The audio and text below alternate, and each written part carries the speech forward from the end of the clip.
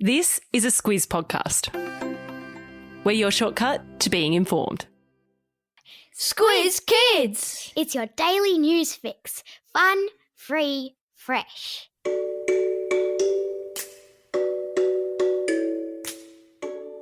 Hello and welcome to Squiz Kids, your fresh take on what's happening in the world around you. I'm Bryce Corbett. It's Friday, March 5. In Squiz Kids today, protests in Myanmar, cats saved by Thai Navy, Aussie netball's big weekend, and another rocket bites the dust. That's what's making news, kids style.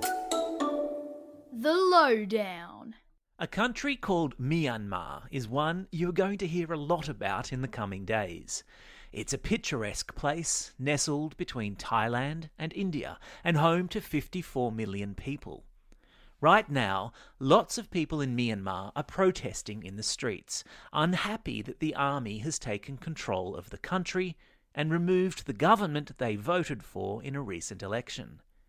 When this happens, it's called a military coup, where coup is spelt C-O-U-P. It's a French word meaning a strike or a blow. Teachers, students, everyday people from all over Myanmar have been protesting in the streets since the army took over.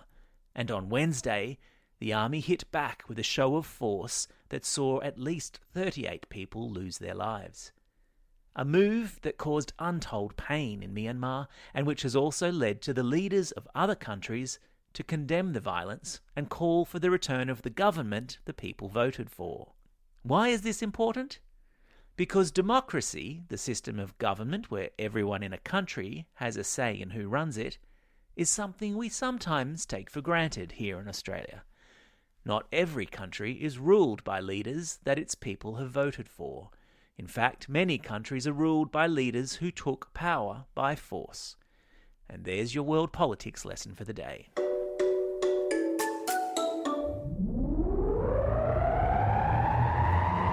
Spin the globe. Each day we give the world globe a spin and find a news story from wherever it stops.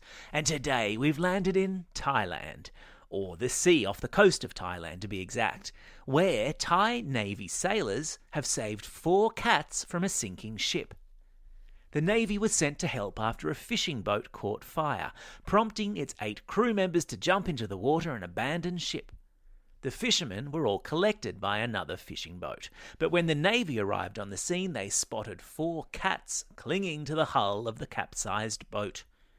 One of the Thai sailors swam out to the cats, put them on his back, and swam back to the Navy ship. Gosh, imagine the claws. All 4 cats are now living at the sailors' headquarters, drinking as much milk as they can lap up and happy to be back on land. There's a link to photos of the rescue and video of the kitty cats in today's episode notes. You're very welcome. Sport time! Go you Diamonds! That was the call that went up yesterday after the Australian women's netball team, also known as the Diamonds, beat their New Zealand rivals the Silver Ferns by 45-36 in the second game of the Constellation Cup in Christchurch.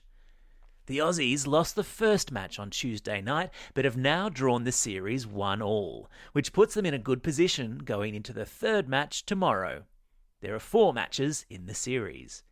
Standout player for the Aussies was the captain Liz Watson, who spent the whole match passing to her teammates and setting up many of the team's 45 goals. Because often, the most valuable person on a team is not the one scoring the goals, but the one helping others to score the goals.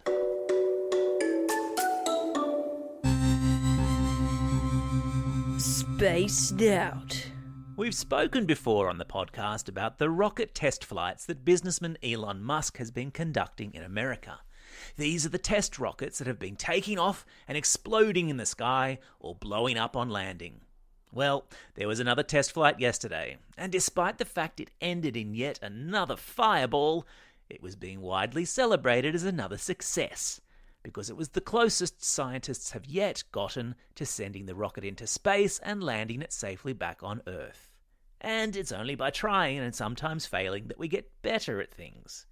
From shooting goals at the netball to putting rockets into space.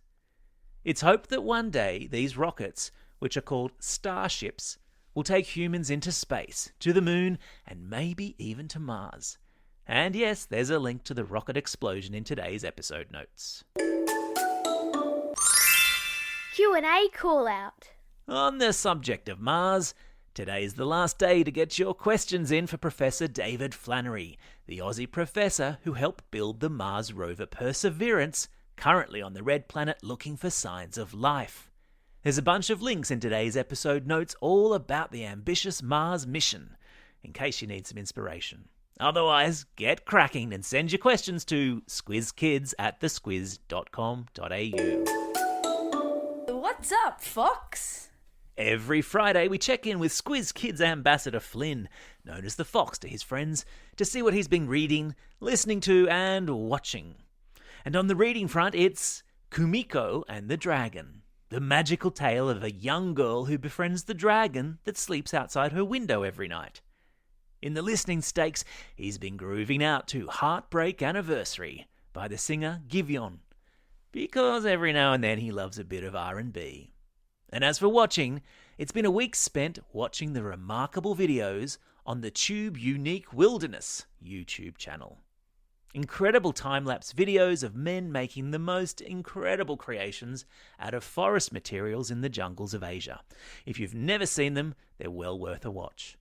As usual, there are links to all of these cool things in today's episode notes, including a link to Fox's Spotify playlist featuring all the songs he's ever recommended. Time for the quiz. This is the part of the podcast where you get to test how well you've been listening. Question number 1. In seas off which country were 4 cats rescued from a sinking ship? That's right, it's Thailand. Question number 2. What's the name of the Australian women's netball team? Yeah, it's the Diamonds. Question number 3. The rockets that might one day take humans to the moon and Mars, and which are being tested now in the United States, are called what? You got it, they're called starships.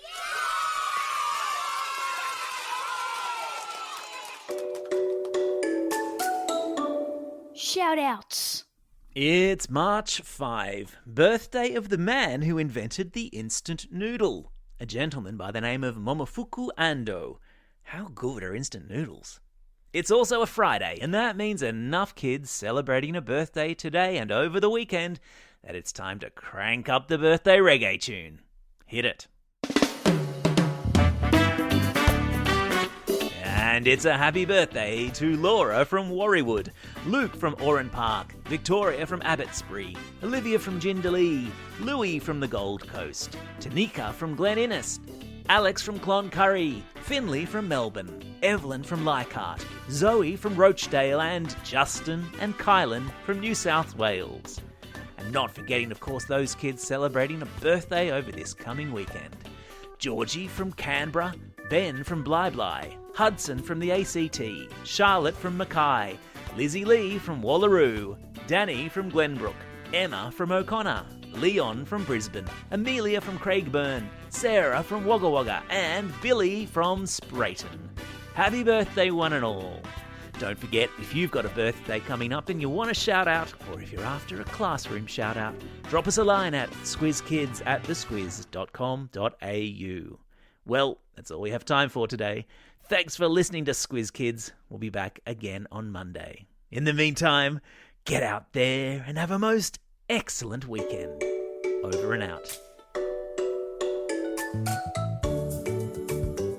Squiz Kids is proudly supported by the Judith Neilson Institute for Journalism and Ideas.